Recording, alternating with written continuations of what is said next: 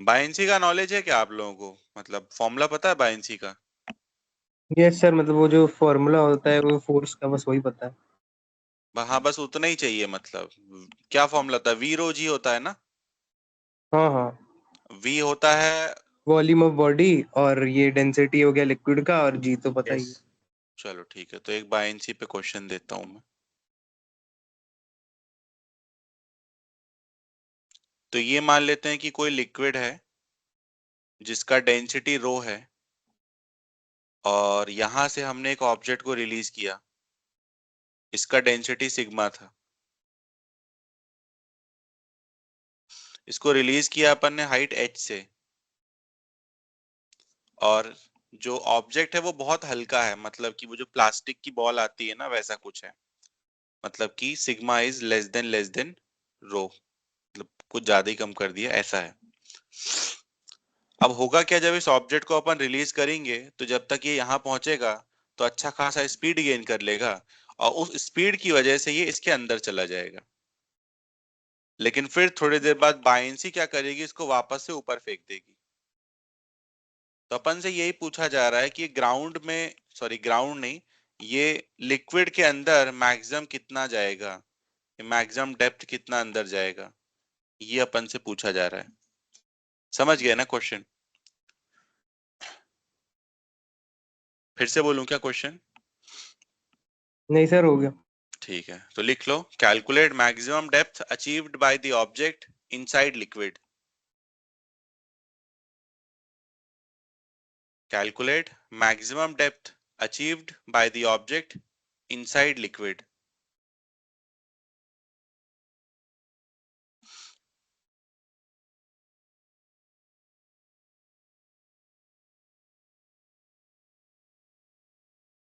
बस करो सॉल्व फिर।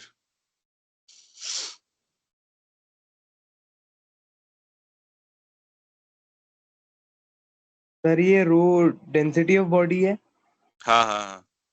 रो डेंसिटी ऑफ लिक्विड है, सिग्मा डेंसिटी ऑफ ऑब्जेक्ट है। मतलब जो ये न जैसा बना हुआ है ना गोल, उसके बाजू में एक डंडी। हाँ ये ना ये, हाँ हाँ। हाँ ये सिग्मा बोलते हैं इसको। ये ऑब्जेक्ट अच्छा। की डेंसिटी है, हाँ। ठीक। ऑब्जेक्ट का कुछ रेडियस होता होगा आर, जिसको कि नेग्लेक्ट किया जा सकता है।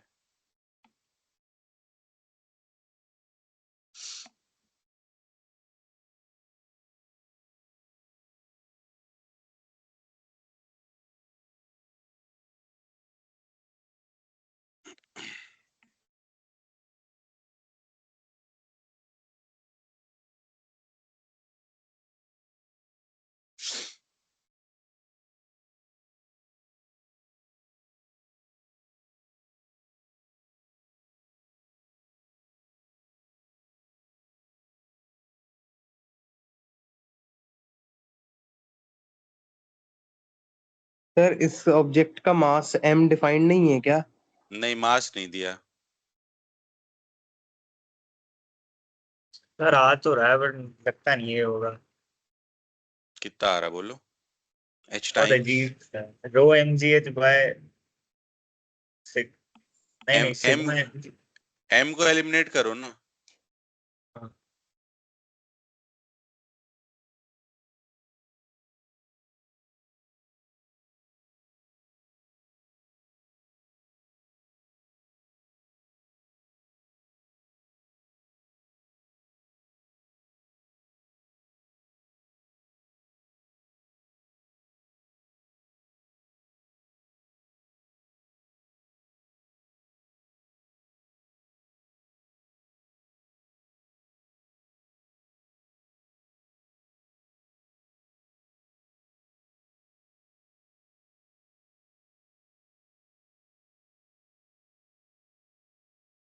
Sir sigma H upon rho minus sigma.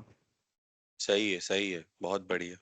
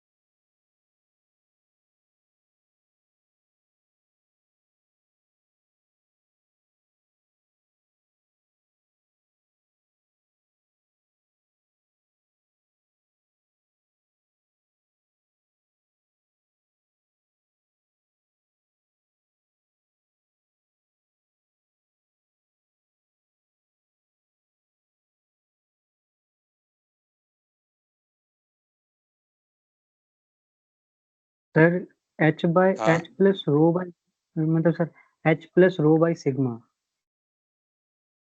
नहीं, ये यही आएगा, sigma H bye rho minus sigma. चलो देखते हैं, सॉल्व करता हूं मैं।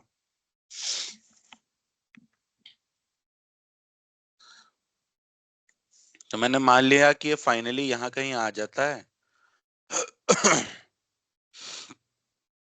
और ये जो है डी होता है। फिर मैंने लगाया वर्क एनर्जी थ्योरम। तो वर्क किसने किसने किया होगा, एक तो एमजी ने किया होगा और एक बायंसी ने किया होगा।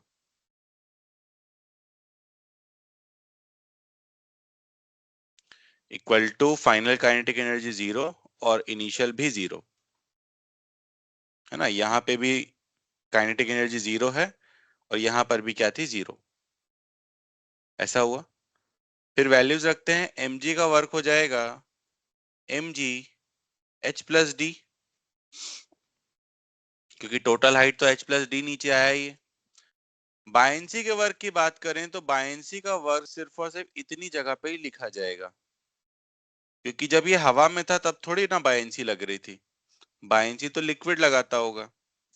तो बायंसी का वर्क सिर्फ इतने हिस्से में लिखेंगे, और उसमें भी ध्यान रखेंगे कि जब ऑब्जेक्ट नीचे जा रहा होगा तो बायंसी ऊपर लग रही होगी। तो बायंसी के वर्क में cos 180 रहा होगा। तो बायंसी का वर्क लिखूंगा force into displacement into cos 180। Sir एक ऐसा मिनट, ये H sigma divided by rho L minus sigma है, मतलब रो एल मतलब रो ऑफ लिक्विड, यही रो। हाँ सही है। फिर मास में लिख सकता हूँ वॉल्यूम इंटू डेंसिटी। वॉल्यूम कुछ मान लिया, और वैसी बायंसी क्या होगी, volume into density of liquid into g. फिर वॉल्यूम कट जाएगा और यहां से अपना आंसर आ जाएगा। क्या पूछा है, डी पूछा है ना। तो यहां से मिल रहा है sigma d minus rho d plus sigma h equal to 0। तो यहां से हमको डी पता चल गया, जो कि होगा sigma h divided by rho minus sigma. लिख लो, देखो कोई डाउट आ रहा है तो पूछ लो।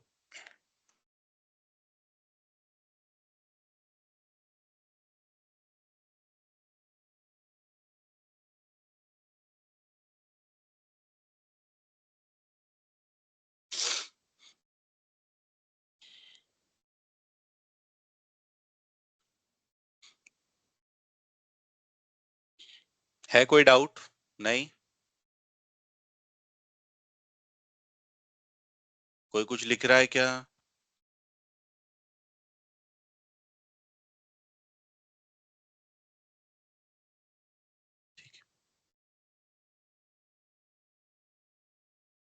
नेक्स्ट क्वेश्चन भी काफी अच्छा है, बन जाएगा तुम लोगों से, क्योंकि इस टाइप का मैंने ऑलरेडी एक करवा रखा है, पहले प्रोजेक्टाइल मोशन में करवाया था।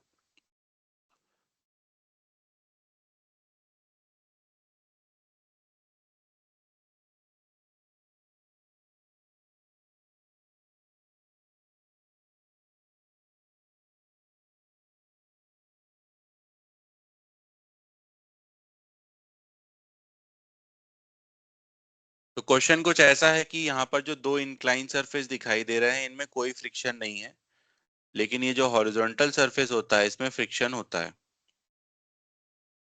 ये सरफेस यहाँ पर बस अरे फ्रिक्शन सर, है। कई बार है कि इसमें ऑब्जेक्ट बीच में रुकता है। हाँ वही वाला है, वही वाला। कोफिशिएंट ऑफ फ्रिक्शन यहाँ पर 0.5 दिया हुआ है, और हमने यहाँ से एक ऑब्जेक्ट को रिलीज किया है।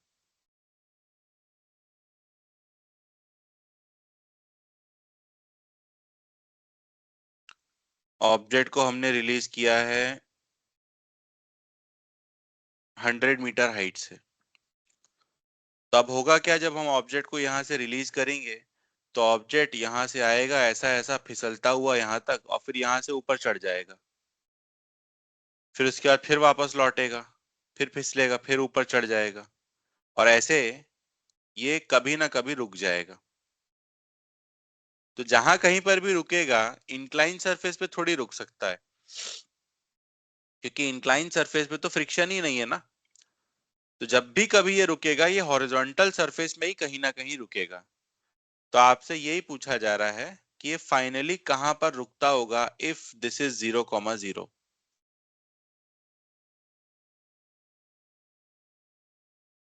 तो क्वेश्चन लिख लो, calculate final coordinates of object.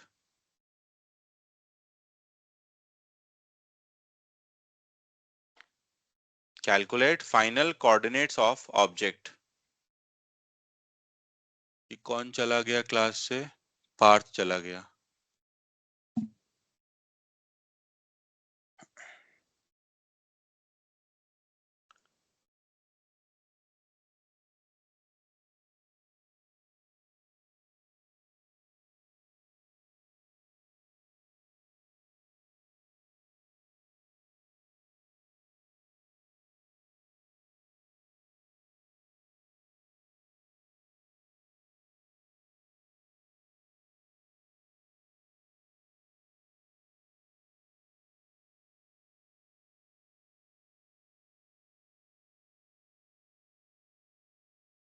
तो मोबाइल डेटा है क्या तुम्हारा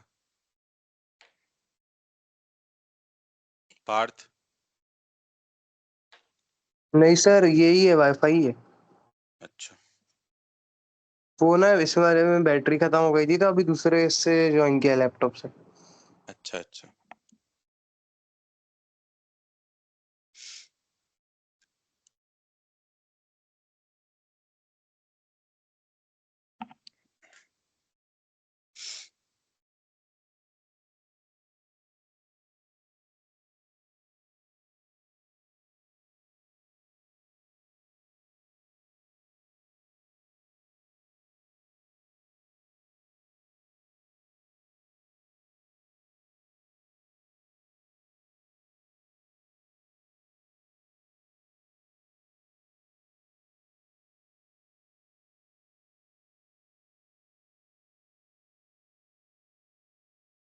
तो 4 पे रुकेगा।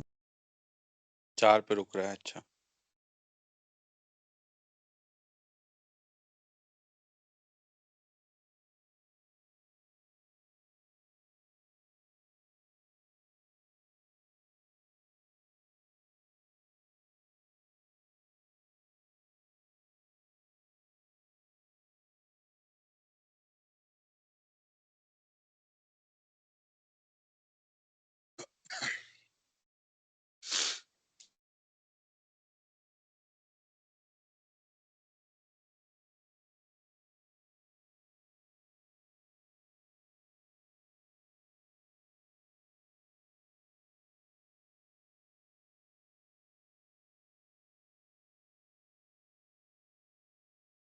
नहीं, 4 पे नहीं रुक रहा, कहीं और रुक रहा है।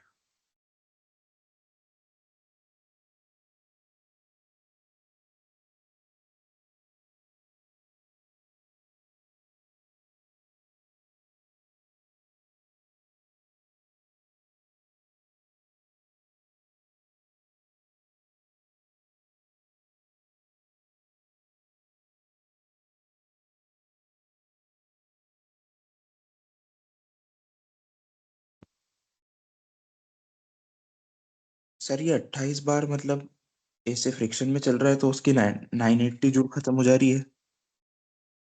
अच्छा, 200 को, ठीक है, 1 मिनट। ठीक है, तो फिर रिमाइंडर क्या बच रहा है? 20। 20। Yes sir. तो 20 तो फिर भी ज्यादा ही बच गया ना। 7 से बड़ा कैसे रिमाइंडर हो सकता है जब 7 से डिवाइड मार रहे हो तो? वो एनर्जी बच रही है m/20, तो ये फ्रिक्शन लग रहा है m/35। अच्छा। अरे डायरेक्ट डिवाइड कर लो ना, 200 था, 7 से डिवाइड किया।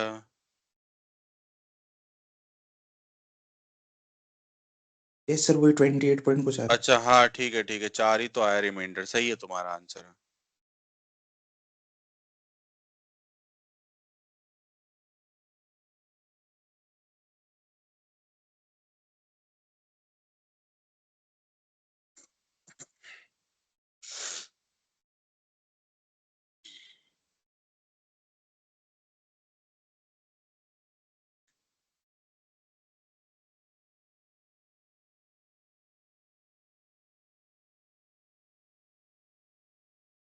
चलो बता देता हूं। अपन यहां पर ये मान लेते हैं कि जो ब्लॉक है उसने ऐसे एन ट्रिप्स किए हैं। ऐसे एक बार गया होगा, फिर ऐसे दूसरी बार गया होगा, फिर ऐसे तीसरी बार गया होगा, फिर से चौथी बार गया होगा। तो मैंने मान लिया ऐसे इसने एन ट्रिप्स किए हैं। और फिर सीधा सीधा वर्क एनर्जी थ्योरम लगा देते हैं। कहते हैं वर्क डन बाय mg, जो कि होगा mgh। फ्रिक्शन का वर्क जो होता एक ट्रिप में वो होता mu mgx with a negative sign. x जो है ये हॉरिजॉन्टल है, हॉरिजॉन्टल वाला मतलब x का वैल्यू 7 है, इसी को x बोल रहा हूं मैं। तो mg का वर्क होगा mgh, फ्रिक्शन का जो वर्क होगा वो होगा माइनस म्यू mgx एक ट्रिप में। ऐसी n ट्रिप हुई है हमने मान लिए, और equal to change in kinetic energy, तो फाइनल भी जीरो, इनिशियल भी जीरो।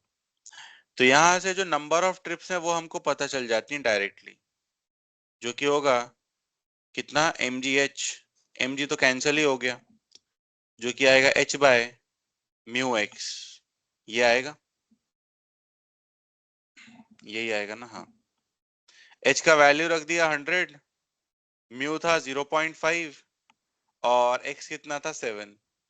तो यहां से जो नंबर ऑफ ट्रिप्स आई वो कितनी आ रही हैं, वो आ रही हैं 200/7। अब ये जो 200/7 आया है इसको ऐसे लिख लो, कितना 7 2 जा 14, 28। फिर 7 8 जा 56 प्लस 4/7, ऐसा। अब इसका क्या मतलब हुआ, इसका मतलब हुआ कि इसने 28 ट्रिप्स तो टोटल कंप्लीट करी हैं, लेकिन जो 29th ट्रिप थी वो कंप्लीट नहीं कर पाया, उसका सिर्फ और सिर्फ 4/7 पार्ट कवर किया इसने। 28 टोटल थी, मतलब 28 कंप्लीट थी, और जो लास्ट वाली थी वो कंप्लीट नहीं हो पाई, उसका सिर्फ 4/7 पार्ट कंप्लीट हुआ है। ठीक है। अब ये जो 28 आया है ये इवन है ना, यस तो सर। ऐसे समझो, है ना, तो ऐसे समझो कि ये था पहला ट्रिप, ये था दूसरा ट्रिप। तो अगर ये इवन आया है मतलब कि अब जो डिस्टेंस मुझे मिलेगा वो तो यहां से मिलेगा ना। 1 और 2 के एग्जाम्पल से समझ सकते हो। जैसे कि मैं अगर मान लेते हैं ये ऐसा लिखा होता है 2 + 4/7 लिखा होता अगर, तो मैं बोलता ये थी पहली ट्रिप और ये थी दूसरी ट्रिप। देन फिर जो अब अगली ट्रिप है वो सिर्फ 4/7 है। तो जैसे यहाँ पर जो 2 था वो इवन था और डिस्टेंस हमको लेफ्ट से मिल रहा है, जैसे यहाँ पर 2 इवन है तो डिस्टेंस जो है हमको लेफ्ट से मिल रहा है, ठीक वैसे यहाँ पर 28 भी इवन है। तो यहाँ पर भी ये जो डिस्टेंस मिलता होगा ना इसकी हेल्प से, 4/7 की हेल्प से, वो भी लेफ्ट से ही मिलता होगा। तो इस वजह से अपन ऐसा बोलेंगे कि 28 ट्रिप तो इसने कंप्लीट कर ली, और जो लास्ट वाली थी उसने लेफ्ट साइड से सिर्फ और सिर्फ 4/7 कवर किया। 4/7 of what, 4/7 of 7 meter. Total 7 था ना, क्योंकि ये तो 7 था, तो इस वजह से कितना आ जाएगा 4। मतलब ये कहीं यहां पर आकर के रुक गया होगा, इधर कहीं पे 4,0 पे। समझ गए या नहीं बताओ? नए लोग बताओ, इन लोग ने तो प्रोजेक्टाइल में किया था इस टाइप का क्वेश्चन, तो इन लोग को आइडिया था ऑलरेडी ऑड इवन का। ठीक है, नोट कर लो, फिर कोई डाउट आ रहा हो तो पूछ लो। हाँ सर, सर एक इधर चीज पूछ रहा था। हाँ, सुधांशु बोल लो पहले आप। सर इधर एमजीएच जो बार बार गेन होगा सर, वो मतलब फिर किधर चला जाएगा? हमने तो डायरेक्ट इनिशियल से फाइनल में लगाया ना, हमने तो डायरेक्ट जो वर्क एनर्जी थ्योरम लगाया वो इधर से इधर में लगाया। तो इधर वाले mg से मुझे मतलब भी क्या होगा, ये जितना ऊपर जाता होगा उतना नीचे भी तो आ जाता होगा। तो जितना mg हाँ यहाँ ठीक पर है सर। गेन हुआ होगा उतनी लॉस हो गया होगा। समझ गए ना? हेलो? ये सर समझ गए। ठीक है। और क्या अपूर्व कुछ कह रहे थे क्या आप?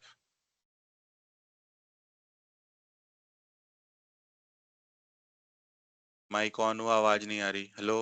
हाँ हाँ सर, अब बोल रहा हूँ 2+4/7 अगर लिखा है तो मतलब जो फर्स्ट ट्रिप होगी वो लेफ्ट टू राइट जाएगी, फिर सेकेंड ट्रिप में राइट टू लेफ्ट हो जाएगा, फिर उसके बाद जो 4/7 वाला पार्ट होगा वो लेफ्ट टू राइट जाएगा ना। अच्छा, तो गलत लिख दिया क्या? फर्स्ट ट्रिप होती लेफ्ट टू राइट, सही तो लिखा है। हाँ ये पहली और ट्रिप फिर है और फिर ये हाँ दूसरी ट्रिप है, तो हाँ अब जो ठीक 4/7 नहीं वो होगा। हाँ। लॉजिक बस करेक्ट वो सब सारा ठीक है, ओके सर। अच्छा, समझ गए, कंफर्म कर रहे थे बस, है ना? ठीक।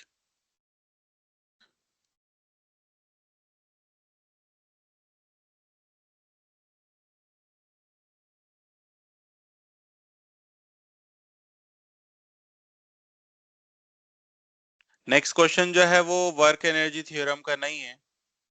Next question work done by variable force का है।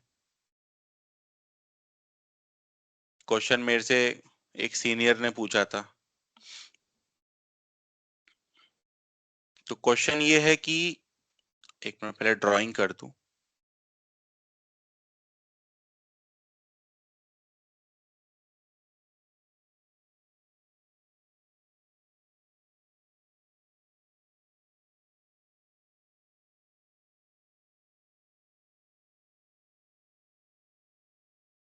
हाँ, तो क्वेश्चन ये कहता है कि एक ऑब्जेक्ट जो है वो यहां से, मतलब पॉइंट ए से पॉइंट बी तक जाता है, और ये जो मैंने ड्रॉ किया है ये ऑब्जेक्ट का पाथ है, पाथ ऑफ ऑब्जेक्ट, जो कि सर्कल का हिस्सा है। ठीक है। तो क्वेश्चन ये कहता है कि जब ऑब्जेक्ट ए से बी जाता है तो ऑब्जेक्ट पर जो फोर्स लगता है वो हमेशा बी की तरफ डायरेक्टेड होता है। मतलब कि ऑब्जेक्ट पर जो फोर्स है वो एक सेंट्रल फोर्स है। ऑब्जेक्ट यहां रहता है तो ऐसा फोर्स लगा, अगर ऑब्जेक्ट यहां आ जाता तो ऐसा फोर्स लगता है, देन ऑब्जेक्ट अगर यहां आ जाता है तो ऐसा फोर्स लगता है। तो क्वेश्चन ऐसा बोल रहा है आपसे। तो सवाल यह है कि जब ऑब्जेक्ट ए से बी चला जाएगा तो work done by this force बताना है। इस फोर्स का जो मैग्नीट्यूड है वो कांस्टेंट रहता है और डायरेक्शन बस बदल रहा है। समझ गए होगे क्वेश्चन थोड़ा बहुत तो? इसको थोड़ा ऊपर बना दूं मैं। तो लिखो, पहले स्टेटमेंट लिखो, एक काम करो। स्टेटमेंट है, an object travels from A to B along a circular path. An object travels from A to B along a circular path under the influence of a force, under the influence of a force having constant magnitude, having constant magnitude, and is always directed towards point B, and is always directed towards point B. Calculate work done by this force. Calculate work done by this force. If the radius of circular part is capital R. Sir FR√2R है। सही है, सही है। If the radius of circular part is capital R.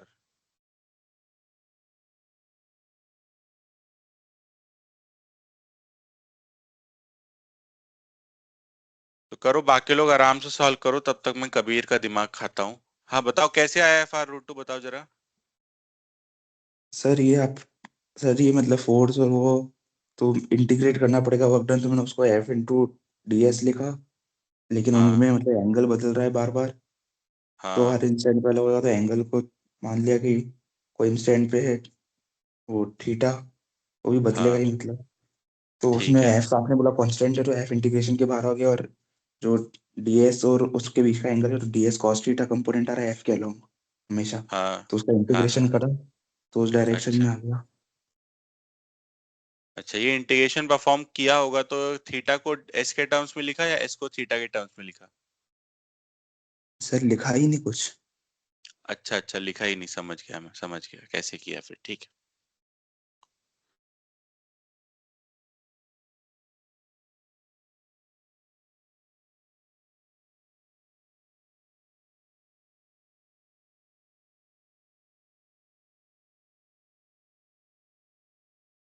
Sir जैसे अपन ने chasing में नहीं करा था तुमको, ये तो वहां से समझ आया। नहीं, मैं समझ गया, तुमने शायद ऐसा कुछ किया है कि ये अगर डीएस है तो ये होता होगा डीएस कॉस थीटा। यस। फिर तुमने कहा होगा ऐसे सभी छोटे छोटे डीएस कॉस थीटा को जोड़ेंगे तो ये r√2 आ जाएगा, ये सोचा ना? Yes sir. हाँ, ठीक है। फिर मेरा यहाँ डाउट है कि यार स्टार्टिंग वाले इंस्टेंट पे तो फोर्स इस डायरेक्शन के अलोंग था,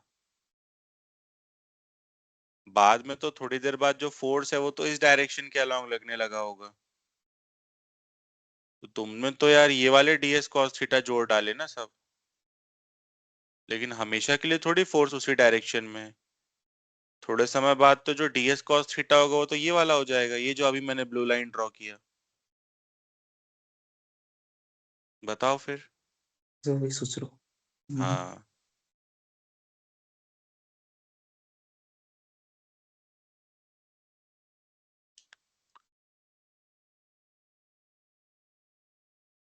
सर से आंसर सही है कि गलत है?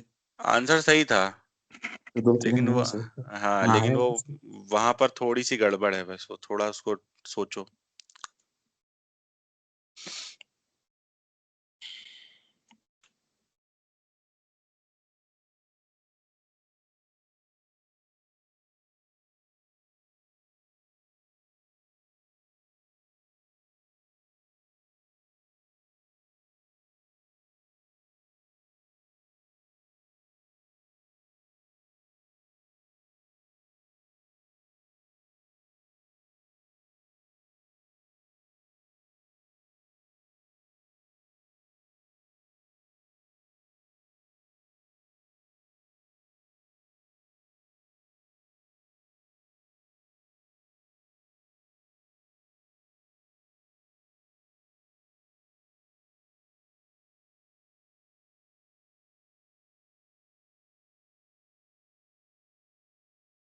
आया किसी और का सर आंसर? वो सब मेरे जो छोटे छोटे डीएस है उन सब का सम ही तो ये वाली लाइन में आएगा, उसी डायरेक्शन में। वेक्टर है ना ये तो। सारे के सारे डीएस कॉस थीटा, तुम तो सीधे डीएस कॉस थीटा को इंटीग्रेट कर रहे हो ना? Yes sir. तो पहला डीएस कॉस थीटा इधर आया, फिर दूसरा डीएस कॉस थीटा का डायरेक्शन थोड़ा घूम नहीं जाएगा? घूमेगा, यस सर घूमेगा। हाँ।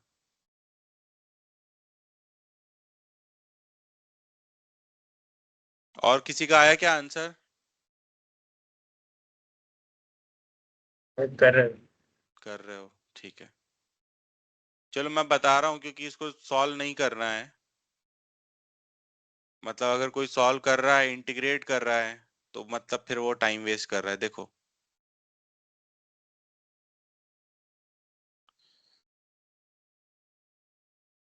मतलब बेसिकली ना मैं आपको एक जुगाड़ बता रहा हूँ, तो ध्यान से सुनना, क्योंकि ऐसे जुगाड़ फ्री में बताए जाते हैं। फ्री में मतलब पैसे वाला फ्री नहीं, फ्री मतलब कि आपने इसमें कोई मेहनत नहीं की, मेहनत मैंने की है, आपको फ्री में मिल गया, ऐसा है। √2 RMG। नहीं, mg तो है ही नहीं, FR√2 है आंसर, देखो, समझो। हाँ। तो ये जुगाड़ बेसिकली मैं आपको जो बता रहा हूँ उसकी हेल्प से आप क्या कर पाओगे कि जो वेरिएबल डायरेक्शन है, इस क्वेश्चन में दिक्कत तो यही थी ना कि डायरेक्शन ही वेरिएबल था, कि कभी ऐसा लगता था फोर्स, फिर कभी ऐसा लगता था, तो फिर कभी ऐसा लगता था। तो जुगाड़ ये है कि आप वेरिएबल डायरेक्शन को कांस्टेंट डायरेक्शन में कन्वर्ट कर पाओगे। जो इस टाइप का प्रॉब्लम होता होगा, कैसे भी क्वेश्चन में कर सकते हो। अगर वेरिएबल डायरेक्शन है तो आप उसको कांस्टेंट डायरेक्शन में कन्वर्ट कर पाओगे, ठीक है। तो जुगाड़ ये है कि आप ये मान लो, पहले डायग्राम बनाऊं मैं इसका।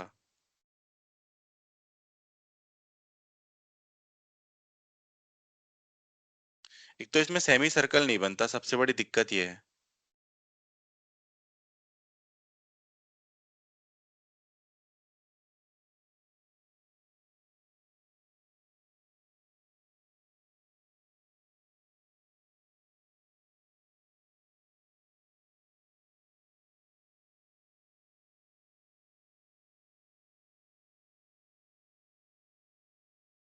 तो देखो इसमें आप ये सोचो कि अगर सेम टू सेम कंडीशंस आपको लैब में क्रिएट करनी है कि जो पार्टिकल है वो ए से बी में सर्कुलर पाथ में जाए और फोर्स हमेशा बी की तरफ लगे, तो उसके लिए आपको क्या करना चाहिए? आपको ये करना चाहिए कि यहाँ पर एक पुली बांध दो, पुली लगा दो, बहुत छोटी सी पुली, और उसके ऊपर से एक रस्सी लाओ ऐसे खींच के, और इस रस्सी से इस ब्लॉक को बांध दो। तो देखो सेम टू सेम कंडीशंस आपने लैब में क्रिएट कर ली। देखो सेम टू सेम वही होगा यहाँ पर, जरा सोचो भी खुद से, सब कुछ मैं नहीं बताऊंगा, Yes. है ना। अब अगर मैं इस रस्सी को यहां से खींचता हूं एफ फोर्स लगा करके, तो क्या होगा? ब्लॉक थोड़ी देर बाद यहां आएगा, रस्सी ऐसे हो जाएगी, फिर थोड़ी देर बाद ब्लॉक यहां आएगा और रस्सी ऐसे हो जाएगी। तो सेम कंडीशंस क्रिएट नहीं हो गई क्या? बताओ, समझ गए ना बात को? Yes, sir. तो बस फिर हमसे वर्क पूछा गया है, तो हम वर्क यहाँ पे क्यों लिखें? हम वर्क यहाँ पे लिख लेंगे, इस जगह पे, और इस जगह पर इस पॉइंट पर वर्क लिखना आसान है क्योंकि ये पॉइंट तो सीधा ही गया होगा ना। तो बस मुझे यही जानना है कि ये पॉइंट का डिस्प्लेसमेंट कितना हुआ। तो अगर इसका डिस्प्लेसमेंट s हुआ है, तो जो वर्क होता होगा वो सिंपल एफ एस कॉस 0 हो जाएगा, और मुझे इंटीग्रेशन से भी छुटकारा मिल गया। अब ये पॉइंट कितना आगे जाएगा ये सोचना है। तो ये पॉइंट उतना आगे जाएगा जितना यहाँ पर रस्सी का लेंथ कम हो गया होगा। तो जरा सोचो, पहले यहाँ पर जो रस्सी की लेंथ अवेलेबल थी वो इतनी थी, और फाइनली जब ये ब्लॉक यहाँ पर आ जाएगा एकदम पास में, तो बिल्कुल भी लेंथ नहीं बचेगी। तो रस्सी की कितनी लेंथ कम हो गई यहाँ पे, इस जगह पे? √2r। तो यहाँ था, तो यहाँ से √2r लेंथ ऑफ स्ट्रिंग गायब हुआ है, तो इस वजह से ये जो पॉइंट है वो √2r आगे चला गया होगा। तो डिस्प्लेसमेंट ये होता होगा √2r, और ऐसे अपना आंसर आ गया कितना, FR√2। तो ये बहुत बढ़िया जुगाड़ होता है अगर आपको वेरिएबल फोर्स को कन्वर्ट करना है कांस्टेंट फोर्स में। ये तो क्वेश्चन फिर भी ठीक था क्योंकि इसमें जो फोर्स का मैग्नीट्यूड था वो कांस्टेंट था, लेकिन मान लो अगर मैग्नीट्यूड भी वेरिएबल हो जाता तो भी ये फंडा बहुत अच्छा होता, क्योंकि डायरेक्शन से तो आपने छुटकारा पा लिया होता, इसको क्या ही करना होता, इंटीग्रेट कर देते बस। अगर फोर्स वेरिएबल होता तो, मैग्नीट्यूड अगर वेरिएबल होता तो। समझ गए बात को या नहीं? बताओ, कोई डाउट है तो। ठीक। सर वो इंटीग्रेशन डीएस कॉस थीटा वाले से भी एक बार बता दो, मतलब वो उसका उससे मीनिंग ही समझ में नहीं आ रहा अभी तक। उससे आता ही नहीं मेरे को। वो ठीक है। उससे मैं जानबूझ के, मतलब ऐसा नहीं है कि आता नहीं है, मतलब ऐसा है कि मैं करना ही नहीं चाहता उससे। मतलब क्यों करूं, जरूरत ही नहीं है ना उसकी, बिना फालतू उसमें टाइम वेस्ट करने की। क्योंकि उसमें सबसे पहला काम तो यही करना पड़ेगा। देखो मैं थोड़ा सा बस यहाँ पे सॉल्व कर रहा हूँ कि फोर्स का डायरेक्शन कुछ ऐसा होता होगा, देन डिस्प्लेसमेंट का डायरेक्शन कुछ ऐसा होता होगा, और मुझे ये एंगल लिखना पड़ेगा, ये वाला। Yes sir. तो ये उसके लिए यहाँ बहुत कचरा करना पड़ेगा यार, कि अब मैंने फिर मानना पड़ेगा मुझे कि ये यहाँ पर था, थोड़ी देर बाद ये डी थीटा से घूम गया, फिर ये थीटा था, फिर इसके बारे में सोचना पड़ेगा ये एंगल कितना है, फिर यहाँ theta is equal to arc upon radius लगाऊंगा। तो वो जब लगाऊंगा तो उसे मुझे ये मिलेगा, लेकिन मुझे तो ये चाहिए होगा। तो वहीं वहीं वहीं बहुत सारी खिचड़ी हो जाती है, इसलिए मैं उससे जाता ही नहीं हूँ कभी, और मतलब रिजेक्ट ही कर दिया मैंने उसको बिल्कुल। समझ गया सर।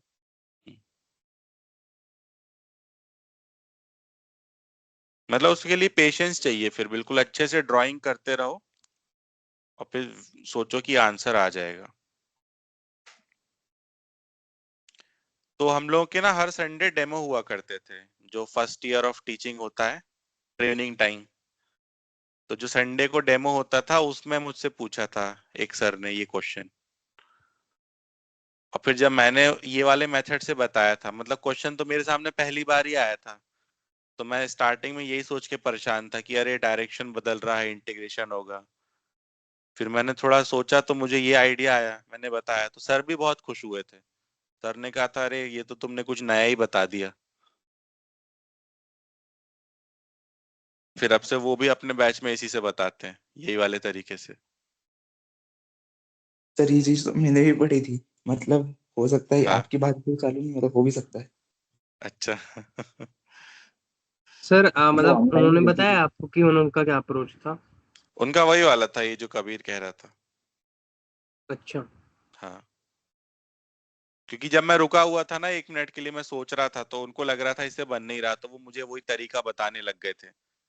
तो मैंने उनको बोला सर 1 मिनट दीजिए बस सोचने के लिए, फिर मैं बताता हूँ। फिर मैंने ये बताया। चलो फिर अगला क्वेश्चन करते हैं।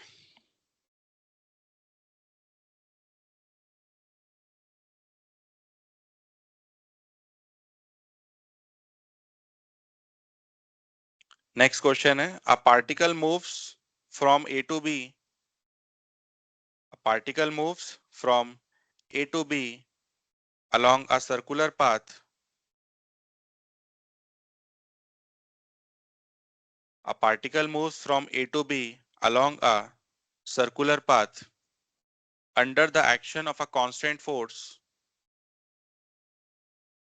Under the action of a constant force parallel to AB. Under the action of a constant force capital F parallel to AB. Always parallel to AB. Under the action of a constant force capital F always parallel to AB. Calculate work done by this force. Sir ये force का वाला easy है। Magnitude F है क्या? हाँ F है, हाँ। हाँ तो फिर तो क्या? पाई आर बाय 2 है। कहाँ pi r by 2? F R root 2 आएगा ना इसका भी। यस सर, सर अरे ये तो वो समझ रहा है कि डायरेक्शन भी चेंज कर रही है पूरा। ए बी के पैरेलल रहता है फोर्स हमेशा। क्वेश्चन ने क्या कहा, ध्यान से सुनो। अच्छा हाँ ये भी जो फिर अलॉन्ग तो नहीं है, पैरेलल है। सही है। तो सॉरी सॉरी। बेसिकली फोर्स ही कांस्टेंट हो गया ना, तो फिर तो मैं सिंपल यही कहूंगा कि work can be defined as the product of force and displacement along force. तो फोर्स तो हमेशा ए बी के अलोंग है, तो ए बी के इसमें तो अलोंग क्या चेंज भी नहीं हो डिस्प्लेसमेंट रहा। होगा? हाँ, कुछ भी चेंज नहीं हो रहा, तो ये इजी वर्जन है, सीधा सीधा F R root 2।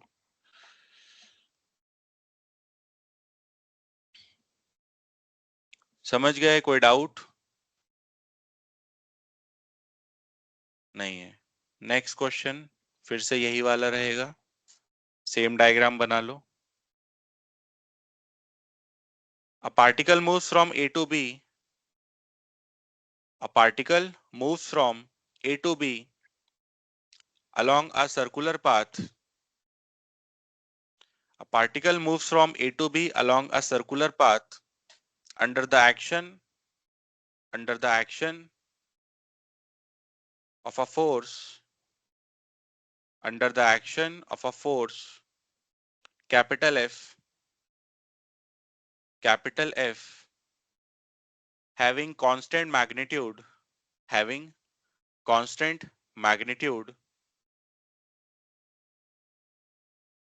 and directed along tangent of the circle. Having constant magnitude and directed along tangent of the circle. Calculate work done by this force. Calculate work done by this force.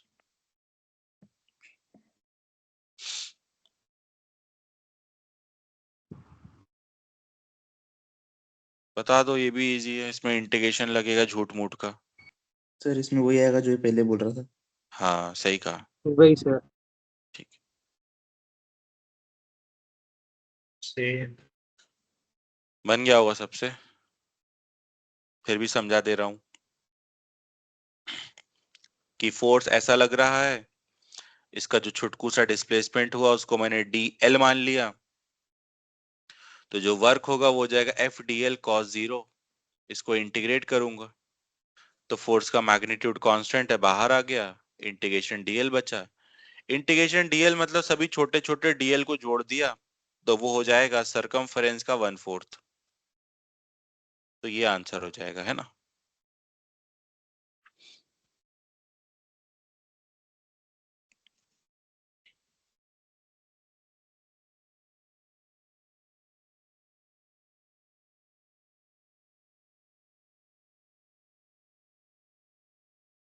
Sir वो integration ds cos theta समझ में आ गया कि √2 वाला है? चलो ठीक है, अच्छा हुआ।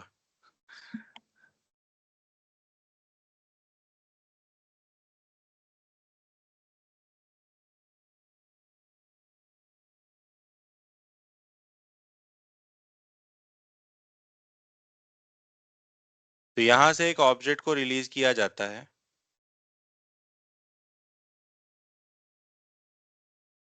जिस हाइट से ये रिलीज किया गया है, ये वाली हाइट जो है वो h1 है, और ये वाली हाइट जो है h2 है। तो ऑब्जेक्ट का क्या होगा, ऑब्जेक्ट यहां से ऐसा फिसलता हुआ आएगा ऐसा, उसके बाद सीधा हॉरिजॉन्टल फ्लाई कर जाएगा और फिर से प्रोजेक्टाइल मोशन करके नीचे आकर के गिरेगा। ठीक है, तो आपसे इसका हॉरिजॉन्टल रेंज पूछा जा रहा है। तो लिख लो question, calculate the range of object. Diagram बना दे रहा हूं। ये क्वेश्चन जेई एडवांस में आया हुआ है, मतलब वो वाला जेई एडवांस था ना जो कि मेंस लेवल आया था, शायद पिछले साल वाला ही तो था। √4h1h2/g। सर 2023 वाला था। हाँ, बहुत इजी आ गया था, तो उसी का क्वेश्चन है ये। सर ये √4h1h2/g आ रहा है। √4h1h2। 2 सेकंड हाँ सर। हाँ, हाँ सही है, सही है, √4h1h2। सही है, ठीक है। सही यस है, सर यही है। सही है। सर ये एडवांस में तो नहीं है, मतलब अरे अगर एडवांस, जैसे एडवांस का ही है ये। एडवांस में ही आया, वो पैराग्राफ फॉर्म में आया था, उसमें सेंटर ऑफ मास मतलब ऐसे सेंटर ऑफ मास में ई पढ़ते हैं ना, वो कौन सा होता हाँ है, वो हाँ भी दे दिया था कि इसकी वैल्यू 1 है और बस ऐसे ही। हाँ।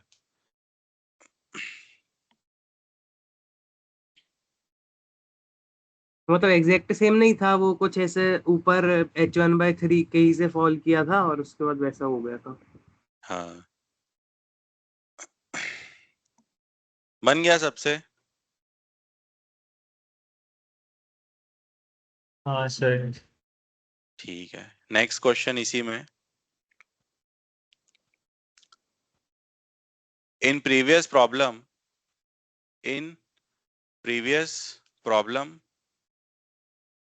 if h1 plus h2 is equal to capital H,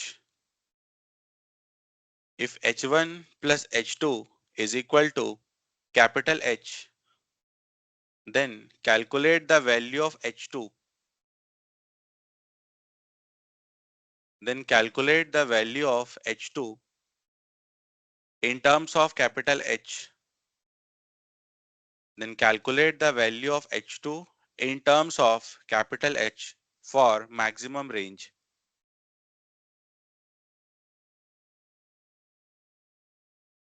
For maximum range. Sir h/2। Sir h/2। अरे वाह, सही है, सर आपने बढ़िया। ट्रिक बताई थी। अच्छा, सर वो कौन दोनों सी वाली? इक्वेशन वो है। सर दोनों इक्वेशन में अच्छा, मतलब जुड़वा है, वेरिएबल जुड़वा चेंज है, कर रहे थे। जुड़वा हाँ। जुड़वा है ना, हाँ ठीक है।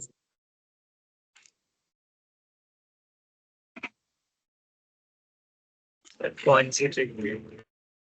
अरे कुछ नहीं है, ऐसी है, डिफरेंशिएशन में बताई थी, जो लोग टाइम पे एडमिशन लिए थे उनको बताई थी। बाकी लोगों को नहीं बताई।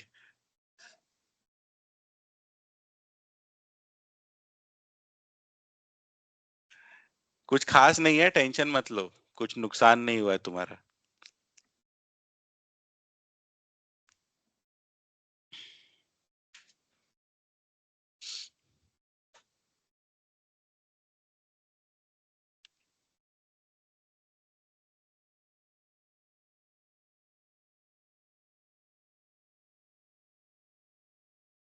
आ गया क्या सबका?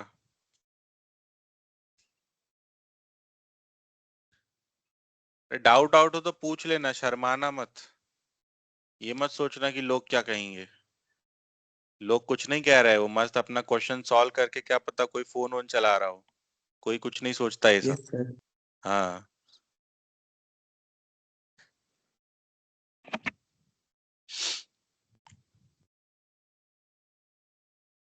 नहीं है किसी को कोई डाउट नहीं है इसमें, सबसे बन गया या सॉल्व कर रहे हो अभी? सर सॉल्व कर रहे थे। अच्छा ठीक, कर लो आराम से कर लो सॉल्व। डिफरेंशिएट कर लो आर को H2 के रेस्पेक्ट में और 0 से इक्वेट कर दो फॉर मैक्सिमम।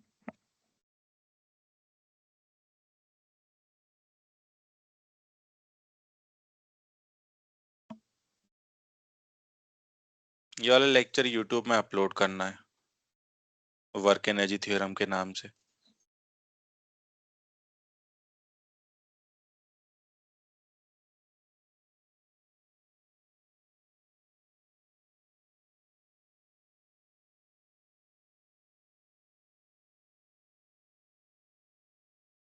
ये आया था H1 H2, तो H1 को मैं लिख सकता हूँ H माइनस H2।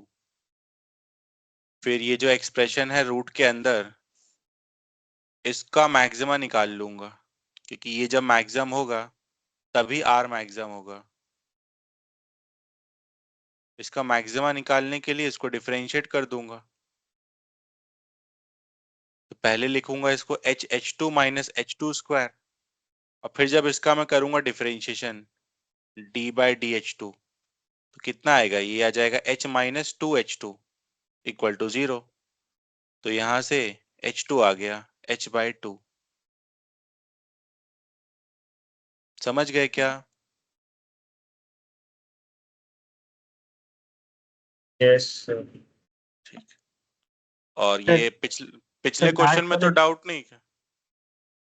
एक सर मिनट एक लास्ट मिनट में रुको। सर एक वही पूछना था। हाँ हाँ बोलो क्या। सर लास्ट वाले क्वेश्चन का आंसर कितना था? लास्ट वाले का था √H1H2, उसी को मैंने डायरेक्ट उठा लिया।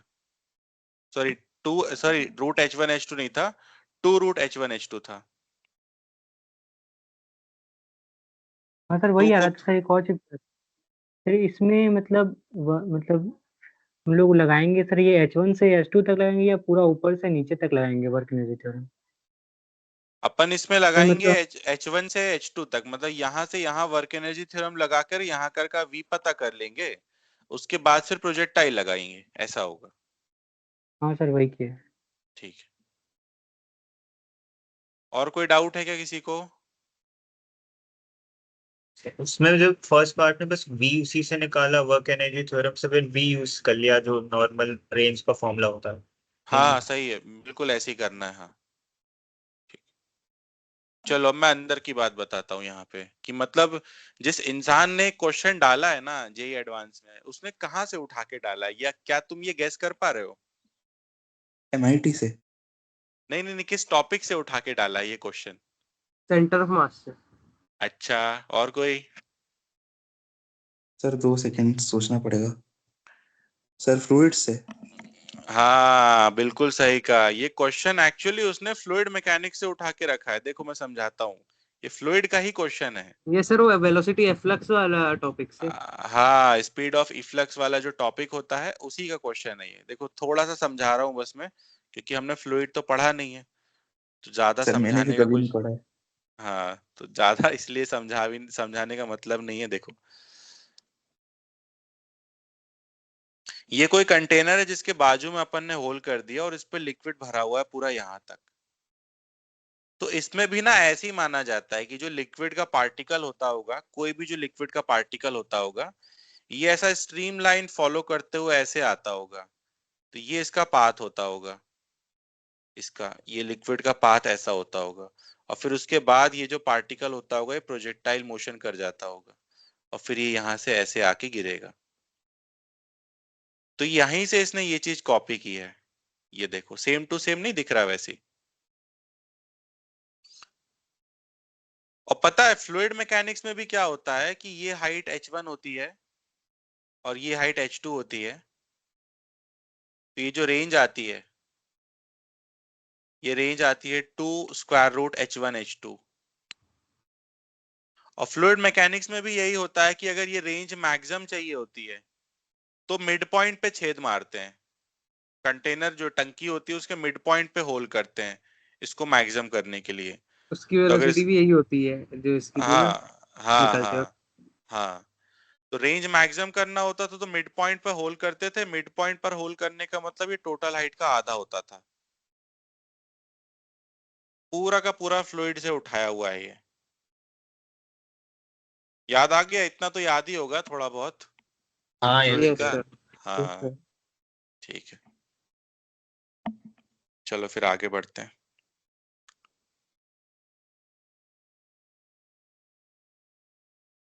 तो एक बहुत फेमस क्वेश्चन करने जा रहे हैं अपन। क्वेश्चन इरोडोव का है और इसके मॉडिफाइड वर्जन मॉड्यूल में 2-3 जगह पड़े होंगे। क्वेश्चन कुछ ऐसा रहता है कि एक पार्टिकल ऐसे कर्व्ड पाथ में जाता है नीचे से ऊपर,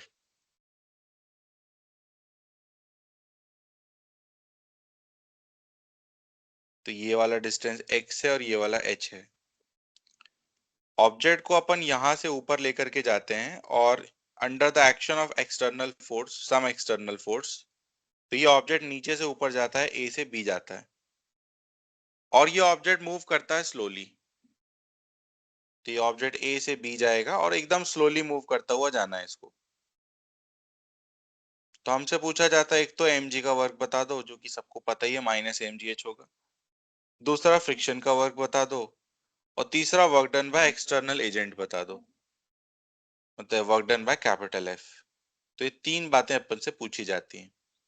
कोफिशिएंट ऑफ फ्रिक्शन यहाँ दिया हुआ है, म्यू है।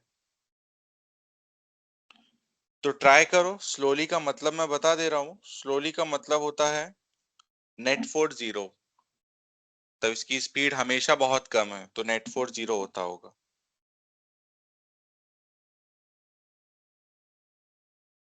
स्लोली के दो मतलब होते हैं, एक नेट फोर्स 0 भी होता है, दूसरा जो टोटल वर्क है वो भी 0। तो किसी भी एक से जा सकते हो जो अच्छा लगे।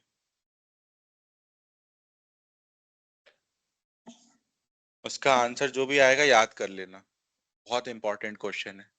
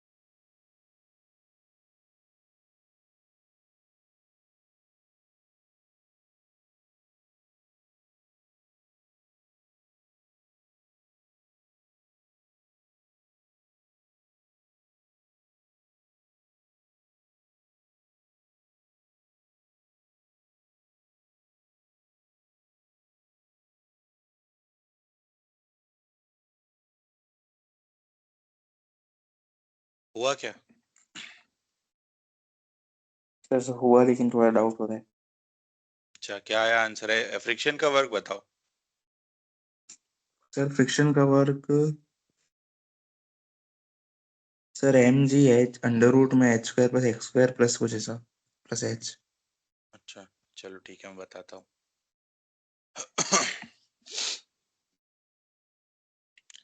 हम क्या करते हैं, इसमें एक बहुत छोटा सा डिस्प्लेसमेंट ड्रॉ करते हैं।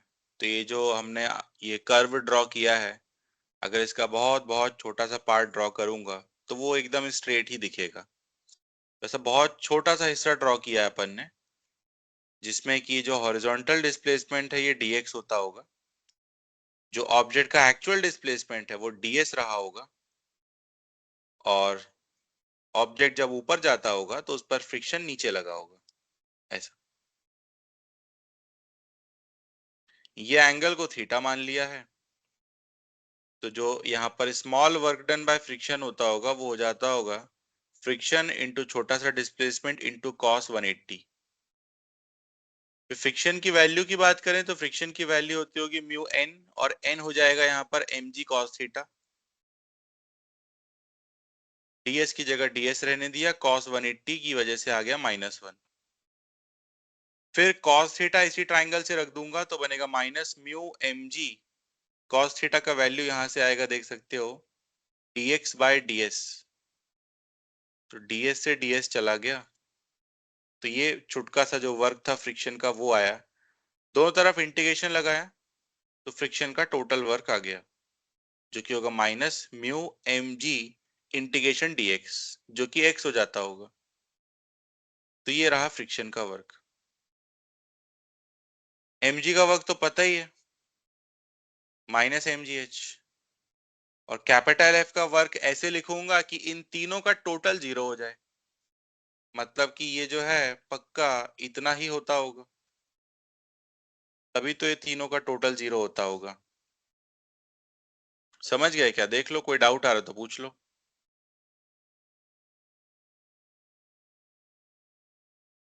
तो ये जो मैंने बताया इसमें ये है इंपॉर्टेंट, फ्रिक्शन का वर्क। ये याद करके रखना पहले से कि जब भी इस टाइप के क्वेश्चंस होते हैं और ऑब्जेक्ट अगर स्लोली जाता है नीचे से ऊपर तो फिर ये वर्क होता है। बताओ, कोई डाउट है? No sir. समझ गए। ठीक है, चलो फिर अगला सवाल, मतलब लिखना नहीं है, ऐसी सोच के बताओ। ये तो इसमें स्लोली बोल दिया तो इसलिए थोड़ा इजी हो गया। अगर ये स्लोली नहीं बोलता तो फिर क्या ये क्वेश्चन सॉल्व हो पाता? बस ये बताओ, सॉल्व हो पाता या नहीं? सर हो जाता। हो जाता, वर्क आ जाता, फ्रिक्शन का वर्क निकाल पाते अपन। यही आता क्या तब भी? हाँ सर। तो फ्रिक्शन का तो यही आता। नहीं, फिर ये फ्रिक्शन का ये वर्क नहीं आता, पता है? फ्रिक्शन का वर्क हम कैलकुलेट ही नहीं कर पाते। ऐसा होता फिर देखो,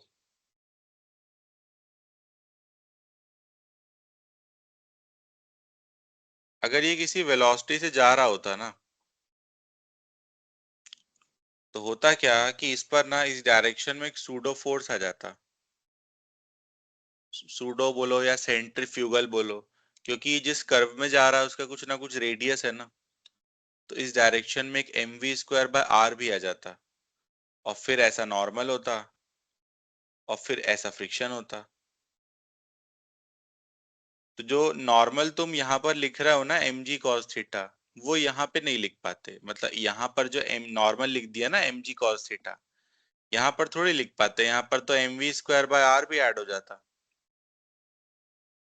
और मतलब एक तरीके से लूप में फंस जाते। सोचो, यहां से ऑब्जेक्ट ने स्टार्ट किया है, थोड़ी देर बाद इसका वेलोसिटी v हो चुका है, v जो है आपको नहीं पता, v आपको पता नहीं है, हाँ। और v आपने सोचा कि चलो मैं v कैलकुलेट कर लेता हूं, तो v कैसे कैलकुलेट करते हैं आप? v कैलकुलेट करते हैं आप वर्क एनर्जी थ्योरम से। और वर्क एनर्जी थ्योरम तब लगा पाते जब वर्क लिख पाते, वर्क तब लिख पाते जब फ्रिक्शन लिख पाते, और फ्रिक्शन तब लिख पाते जब नॉर्मल लिख पाते, और नॉर्मल तो तब लिख पाते ना जब वी लिख पाते। तो ये तो लूप में फंस गए ना फिर, और फिर तो ये सॉल्व ही नहीं हो पाता। समझ गए या नहीं? ठीक। समझ गया सर। हाँ, ये कर्वेचर आ जाता ना अगर, तो फिर ये mv²/r भी आ जाता, जो कि अभी हमने पढ़ा भी नहीं है, सर्कुलर मोशन कहाँ स्टार्ट हुआ अपना, है ना। मतलब तुम लोगों ने करेंट नॉलेज के हिसाब से आंसर दिया होगा ना।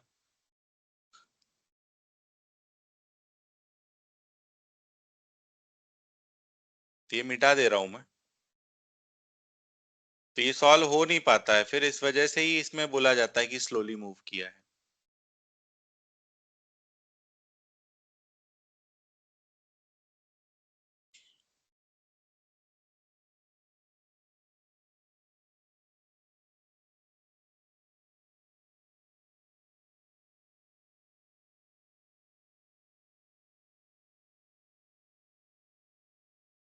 सर हाँ बोलो। सर वो बहुत जगह मतलब स्लोली का मतलब वो बोलते हैं कि मतलब वेलोसिटी जीरो रहता है, तो मतलब मतलब उसमें बस काइनेटिक जीरो रहता है, पोटेंशियल रहता है, तो यहाँ पे जो पिछला स्लोली क्वेश्चन था उसमें जीरो ले। नहीं, स्लोली का मतलब वेलोसिटी जीरो नहीं होता है। स्लोली का मतलब होता है कि जो वेलोसिटी है वो 0.000000001 है। अगर एग्जैक्टली जीरो मान लिया तो फिर तो ऑब्जेक्ट एक जगह से दूसरी जगह जा ही नहीं पाएगा। तो इक्वल टू जीरो नहीं होता है, वो टेंडिंग टुवर्ड जीरो होता है, मतलब अप्रोक्सीमेटली जीरो मानते हैं, एग्जैक्टली जीरो नहीं होता वो। मतलब सर यहाँ पे work total equal to delta k को मतलब आप जीरो किए, मतलब ऐसा ही है हाँ ना? हाँ हाँ हाँ, ऐसे ही है हाँ। डेल्टा के इज अप्रोक्सीमेटली जीरो, ऐसा है। और सर जो वर्क वाला जो बताए थे फ्रिक्शन वाला, मतलब उसमें हॉरिजेंटल वाला डिस्प्लेसमेंट लेना है ना? हाँ, जो फाइनली आया डेराइव होके उसमें ये वाला एक्स आ रहा है। हाँ, तो डाउट है क्या मतलब? नहीं सर, मतलब वही कि ऐसा क्वेश्चन है तो मतलब हॉरिजॉन्टल वाला डिस्प्लेसमेंट लेना हाँ है। हाँ हाँ, ऐसा क्वेश्चन आए तो डायरेक्ट हॉरिजॉन्टल वाला उठा लो तो फ्रिक्शन का वर्क आ जाता है डायरेक्टली। ये क्वेश्चन मॉड्यूल का ही है, एक्सरसाइज 2 पार्ट 2 का। इसमें बोला जाता है कि ये जो हेमिस्फीयर है ये अपनी जगह पर फिक्स्ड है, ये कहीं नहीं जाता। देन फिर एक पार्टिकल को यहाँ पर टांग के रखा है। पार्टिकल यहाँ टंगा हुआ है with the help of a string, और जो रस्सी है वो ऐसे गई हुई है इसके टकले के ऊपर से, ऐसे कुछ। उस रस्सी को ऐसे खींचा जा रहा है by applying some force F. और फिर ये जो पार्टिकल है वो यहाँ बॉटम से टॉप चला जाता है, यहाँ से यहाँ चला जाता है, स्लोली मूव करता है पार्टिकल। और इधर से इधर गया और पार्टिकल मूव किया स्लोली। तो फिर से हमसे यही पूछा जा रहा है कि work done by capital F बताओ। ठीक है, तो लिख लो question. If the particle moves from bottom to top slowly, if the particle moves from bottom to top slowly, then calculate work done by capital F. 2 mg. Then calculate work done by capital F. If coefficient of friction, if coefficient of friction between the particle and hemisphere is 0.5.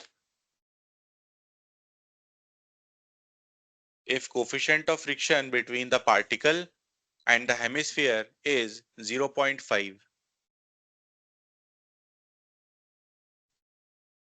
So 3/2 mg. हाँ, अब ठीक है।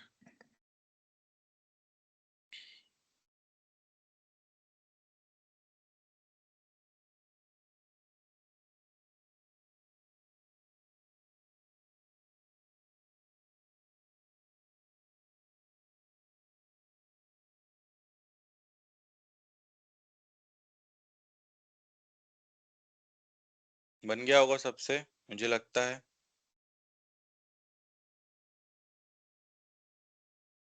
M G pi r by 4।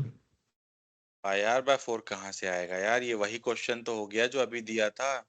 जैसे ये curve part में slowly गया, वैसे ये भी तो कर्व पार्ट में स्लोली गया। तो यहाँ पर वही रिजल्ट लगा लो ना डायरेक्टली। तो अगर ये यहाँ से यहाँ गया है तो ये होगा x, ये x हो जाएगा जो कि r ही होगा। हाँ हाँ ठीक। और ये हाइट h होगी, वो भी r होगी। तो वर्क डन बाय f क्या लिखूंगा? mg bracket h plus mu x। Same ही क्वेश्चन है, बस शक्ल बदल गई इसकी। h का वैल्यू r, म्यू का वैल्यू 0.5, x का वैल्यू भी r, तो ये आ गया 3/2 mgr।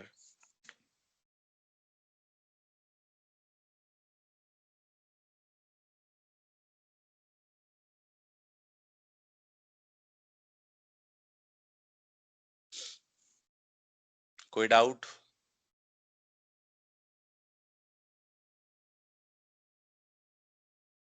नहीं है, ठीक है।